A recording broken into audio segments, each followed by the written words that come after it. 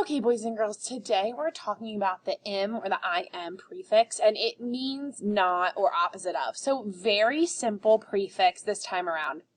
We have some examples here.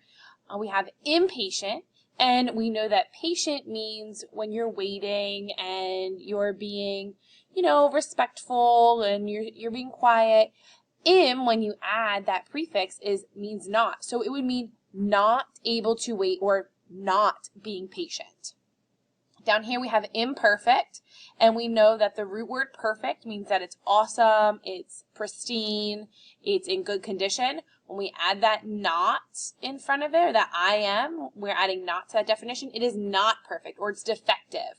It's imperfect. It's not in pristine condition. We have immovable. And we know that movable means that you are able to move something from one place to the other. When you put that IM in front of it, it's meaning that it's not able to be moved. So it's immovable.